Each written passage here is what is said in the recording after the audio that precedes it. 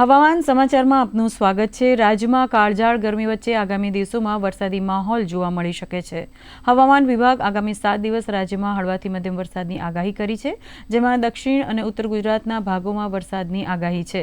આજે વલસાડ, તાપી, દમણ, દાદરાનગર હવેલી, બનાસકાંઠા અને સાબરકાંઠા જિલ્લામાં વરસાદ પડી શકે છે, તો આગામી 16 જૂનના રોજ સૌરાષ્ટ્રના કેટલાક વિસ્તારોમાં હળવા વરસાદની સંભાવના છે। તાપમાનની વાત કરીએ તો આગામી 7 દિવસ દરમિયાન રાજ્યના અનેક વિસ્તારોમાં મહત્તમ તાપમાન 42 ડિગ્રી સેલ્સિયસની આસપાસ રહેવાની શક્યતા છે। છેલ્લા 24 કલાક દરમિયાન 42.5 ડિગ્રી મહત્તમ તાપમાન સાથે અમદાવાદ રાજ્યનું સૌથી ગરમ શહેર રહ્યું છે, જ્યારે ગાંધીનગરમાં 42.2, સુરેન્દ્રનગર અને ભાવનગરમાં 41.5 અને રાજકોટમાં 41 ડિગ્રી મહત્તમ તાપમાન નોંધાયું છે।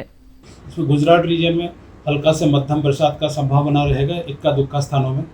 और जो सौराष्ट्र का रीजन है इसमें 15 जून से आइसोलेटेड मतलब इक्का दुक्का स्थानों में हल्का से मध्यम बरसात का संभावना रहेगा।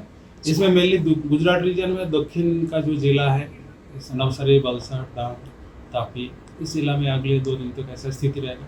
फिर उसका आगे थोड़ा सा 1-2 डिस्ट्रिक्ट ऐड होने का संभावना रहेगा। अधिकतम तापमान का बात करें तो अगले 7 दिन तक कोई तापमान में बड़ा बदलाव नहीं रहेगा।